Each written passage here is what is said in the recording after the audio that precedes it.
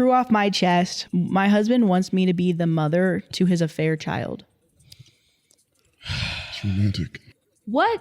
Yeah. Yeah, you heard it right. Yeah. Mm-hmm. Exactly what you think? Mm-hmm. That's fair. Yeah. I, 29 female, and my husband, 44 male, have been together for 5 years and married for 2. I met him at church. I started going to when I moved cities to start my career. I worked for an insurance company, and he's a pastor. I know that we have a notable age gap, but he was always kind to me and made me feel special. Anyway, a week ago, he came home and told me that he needed to talk. He told me through tears that he had been having an affair with one of our community members, 34 female, and now she had been pregnant with twins. She had gone into labor. She and one of the twins died, and the other one is in the NICU. He said we need to step up and that he wants me to turn my office into a nursery and set up a cot in the room so we can take turns.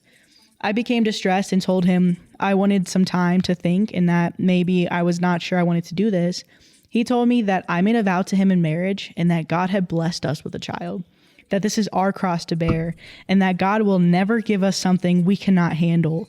I told him that it seemed like God had given her more than she could handle because she had died. Oh. I know I shouldn't have said that, but I was not thinking correctly. He slapped me and told me that I needed to serve my husband, that God had chosen me as this child's mother, and I needed to be a humble servant. I just feel so strange. Yesterday, I cried so hard, I threw up. This woman died, yet I feel bad for myself. I feel so ugly. I wanted children and was saving for IVF because I'm infertile. And now that I have a chance to have a child, I don't want it. I feel like I'd be robbing its mother's grave. I pray to God, but if I'm being too honest, I never felt like anyone was ever listening. I feel like I have truly seen my husband and he no longer looks kind. He looks his age and very tired. I want to abandon him and the child. I'm only 29. I can start over. I have a remote job. I can take a day off when he goes to the NICU and pack my essentials and leave. Neither him nor the child deserve this. And although this is my circus, this is not my monkey. Mm-hmm. My husband wants me to be the mother to his affair child. I left. If that's all you wanted to know, there it is.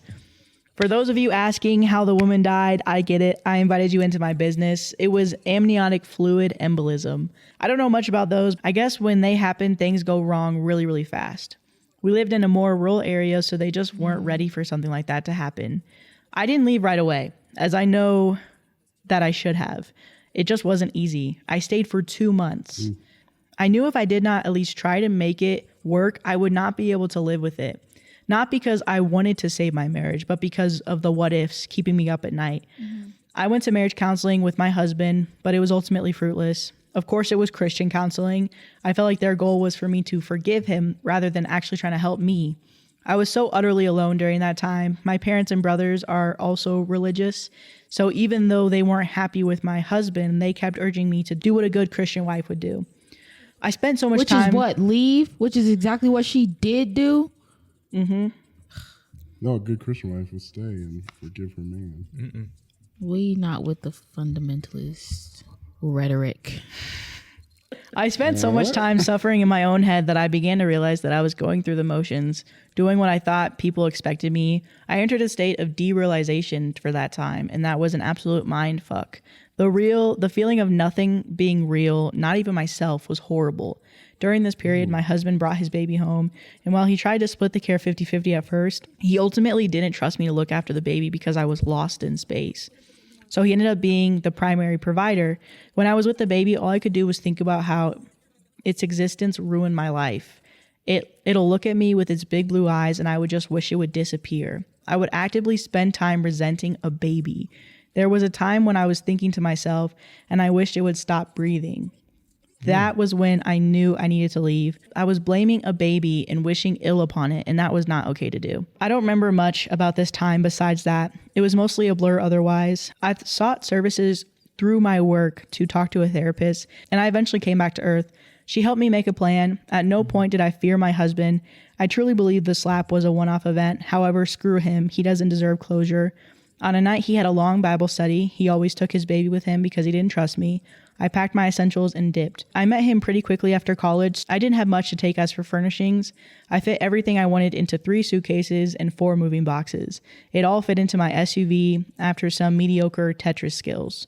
I was able to change my phone number online before I left, but I did leave the divorce papers under his pillow with the lawyer's contact info, kind of like a tooth fairy, but for adult assholes. Oh. I love that. I was the breadwinner. In my state, we were not married long enough for me to pay spousal maintenance. At least that's what my lawyer's saying. I own my vehicle outright. We have our own bank accounts and a shared expense account. We filed taxes separately, and the church owns the house. He's being an ass about it all, but I'm hoping it should be done soon. I got a decent apartment in the city a few hundred miles away. I've never lived in a city this big before. Everything is so expensive, but besides that, I like it. I found a new therapist, met some new friends, and I found a new church with loving people. I still have my days, but for the most part, I'm content. I think it will always hurt on some level, but I'm working on taking my power back. I turn 30 next month, and I'm hoping it will be the start of the best decade yet.